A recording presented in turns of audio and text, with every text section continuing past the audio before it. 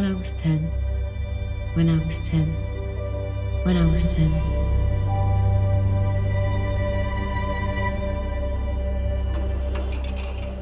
Good morning, ladies.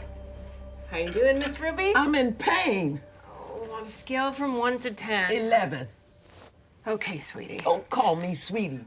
I just need something to knock me out. Yes, ma'am. This should do the trick. I'll talk to hospice about increasing the dose. You make sure she keeps drinking. Okay. Thank you, Betty. Nana.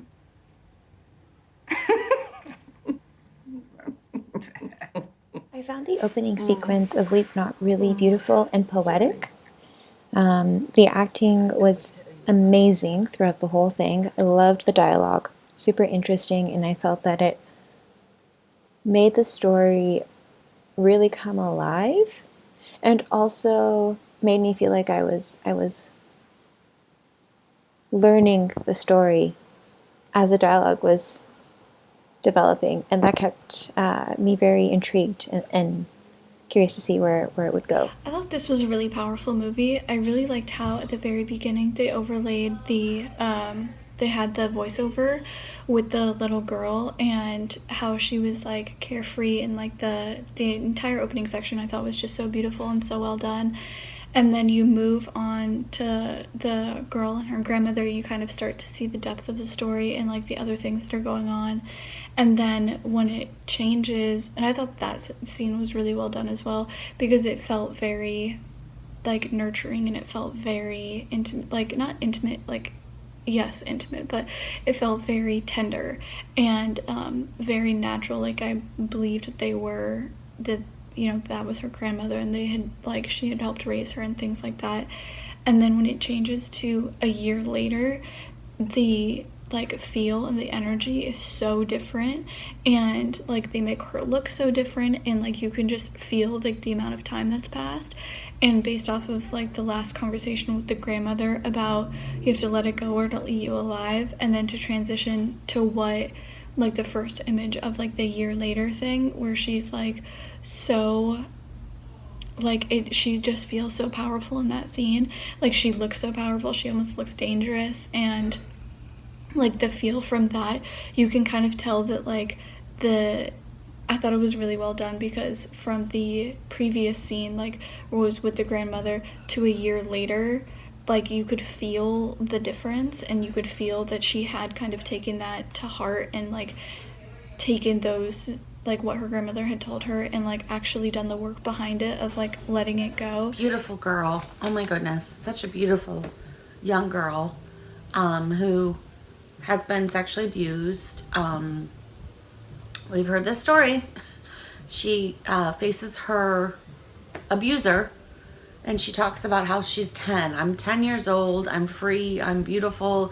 It doesn't matter. You know, we don't judge ourselves as little girls. Being 10 years old, we're like, here's my belly. Here's my everything. Here's me. I'm just, you know, running around in my yard. And she's abused by a boy who is, you know, supposed to be her babysitter. And he is called out, and she doesn't want money. She doesn't want anything from him. But fast forward from 10 years old, she's dealing with real life. She's dealing with hospice. She's dealing with her I think, grandmother dying, and she decides to face her truth and to set things right. And it's a hard story. We've heard it a lot lately. But I thought there were great one-liners. It was very poetic. I thought it was really well done. What a beautiful and poetic and strong woman Journey is. Even her name holds a story. The strength and resolve that it must have taken to sit there and interview her abuser about the issues of child abuse is so infuriating. And to have him outright deny what he did, and then also have the gall to offer her money to keep her quiet, was just, it was disgusting. And for her to be able to say, I forgive you, speaks volumes. And I know that she didn't do it for him. She did it for her, because she didn't actually owe him anything. she did it to give the little girl inside her another chance at happiness and to take back her innocence that he stole from her. This was just so powerful. I loved watching the connection and the relationship between her and her grandmother.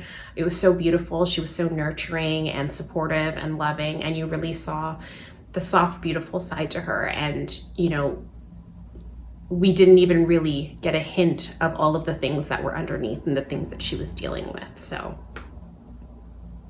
it was a very powerful story. It was really transformational. I really adore the sing-songy type of journey that Journey had, who was perfectly named for this role as well. Through childhood, through her Nana's progression, and through her own personal growth. The end scene was big, hopping on logs with her former self and learning how to let go of all the difficult things she held on to for 30 some odd years. I especially enjoyed the score at the end, which tied all of the themes to a finale. Yeah, this one's incredible. The performances are so strong.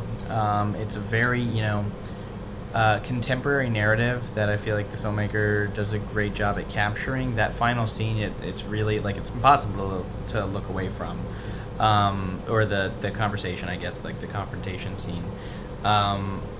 Yeah, truly just, I mean, it was shot beautifully, just a really, really solid short film that I would love to see kind of made into a larger one, if that makes sense, like a feature or even like a longer short or some kind of like a series wouldn't make sense, but either way, I really liked it. And yeah, I hope that these pairings of the director and the DP and the actors continue to work together because it's great. I think this one was very powerful. It really helped me feel this urgency to address specific issues with society, and in this case, forgiveness and coming to terms with having hurt someone, even though it was a long time ago. It's always important to overcome that pain and suffering, and also feeling empowered to reach out and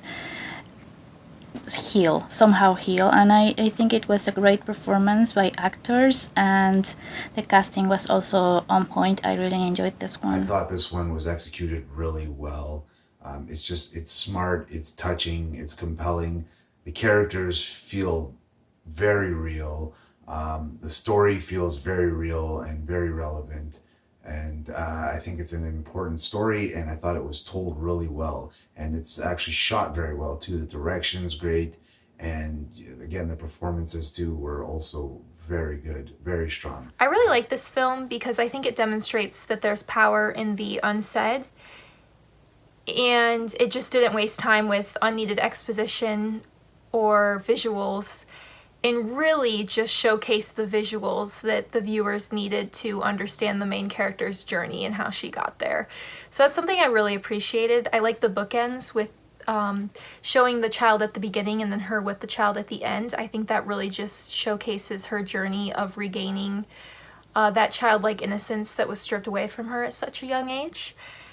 And I also wanted to highlight just the grandma's story. I believe it was her grandma.